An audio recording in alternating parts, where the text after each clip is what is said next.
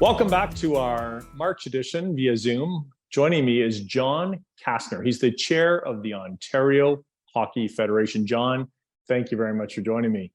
Thanks for having me as always. Thank you, sir. Well, John, first off, who is the Ontario Hockey Federation? How do they align with Hockey Canada? And then I know there's a ton of things underneath them. So just talk about that, the whole organization. Yeah, so Hockey Canada is what we refer to as the national sports organization. And under the national sports organization, there are 13 branches across the country.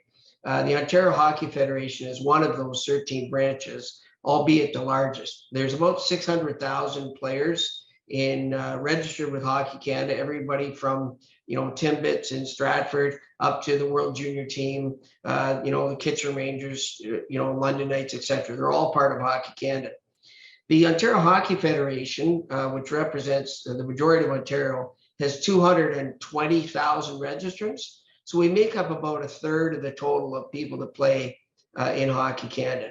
The other branches, there's one for every province, BC, Alberta, Saskatchewan, etc. And then there's three in Ontario because of the size of the province. There's Hockey Northern Ontario, which is Thunder Bay, Hockey Eastern Ontario, which is the Ottawa district. So there's a couple more than there are provinces, and that's because of Ontario. So again, there is literally, you said, over 200,000 players just in Ontario alone. Yeah, in the Ontario Hockey Federation, there's about another 50,000 in Hockey Northern Ontario and the Ottawa district. So you were put in the position of chair of the Ontario Hockey Federation. And at the time, there was a lot of work for you to do. Give us just a recap of what went on there and how you're going to move forward with it. Yeah, so at the end of June, I got elected to chair the Ontario Hockey Federation. You get elected by the members, which is the Ontario Hockey League, which we're all familiar with, the OHA, which is the Stratford Warriors, the St. Mary's Lincolns, etc., the Ontario Minor Hockey Association, the Greater Ontario Hockey League, the Northern Ontario Hockey Association, and also the Ontario Women's Hockey Association. So that's who elected me to be chair. Hockey at that time had a lot of challenges over and above what was going to happen in the next 10 days. So at that time, we were faced with coming out of COVID. We were faced with increased cost to play. We were faced with demographic changes that were putting downward pressure on the game. That was then. About 10 days later, the Hockey Canada crisis broke, and that threw into question a whole bunch of things. Were we going to have insurance? What was it going to cost to play? There was a lot of sponsorship lost, etc. So now that sort of critical firestorm is, I won't say in hand, but progressing to its, to a positive outcome and to a bit of a change in the game, we at the OHF are back to the original task before us, making it easier to play, making sure that it's a safe environment, making sure that we reach out and that everybody who wants to play hockey has an opportunity to do so, and it becomes a sport of choice for Canadians again, and that's really that's what lays before us. Yeah, and John, I know one of your mandates is, of course, to have a safe and fun environment. So how do you do that with coaches and clinics and training? Because it seems to be quite a daunting task.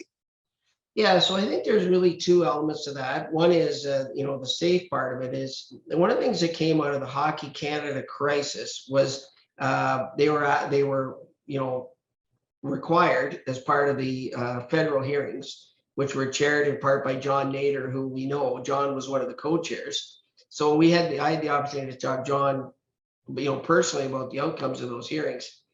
The Hockey Canada was required to create something called an independent third party. So if you're a player, a coach, a parent, and you see something or witness something, or you've been the victim of something, there's a number that you can call and you can register that independently, and you don't have to go through your own local hockey organization, which may or may not have been party to the problem. They may not have been, they may have been part of the problem. So you've got an independent person you can go to, and will judge that case completely independently. So that's a huge change for us. The Ontario Hockey Federation this past weekend went through, and we met and we talked about creating a similar process in Ontario for things that don't go to the national body, but the national body says, not our issue, it's a local issue, we're going to kick it back to you. We're in the process of creating an independent third party as well. So you don't investigate yourselves, which I think is a positive and logical next step. As far as making it easier to play, we're also coming up with some initiatives where for someone who's coaching a 7-year-old house league team in Rotary hockey in Stratford, do you need to go take a 2-weekend course that you spend more time to take that course than you do to, for example, to get a gun license? It's a little bit arduous for someone to be a volunteer, a parent, a grandparent, to go on the ice. So we're trying to, right size the amount of obligations for a person who's coaching a 6-year-old kid versus somebody who's coaching a member of the Stratford Warriors or St. Mary's Lincolns. We're trying to right size that. And by September, we'll have some of those measures in place, which is, a unbelievable breakneck pace for hockey to discuss things, the end of February, and by September, you've got new regulations and expectations in place. That is one of the positive things that's come out of the Hockey Canada crisis, is that it's made us do a lot of self-reflection, and is there a better way to do things? And I think that we are, been forced to look at this with a much more critical eye in the past, and also with a real determination towards change, not just discussion. John, thank you very much for sharing that and making hockey just a great game to play and a great future for children and adults. Well, thanks so much. Coming up next is Chief Greg Skinner.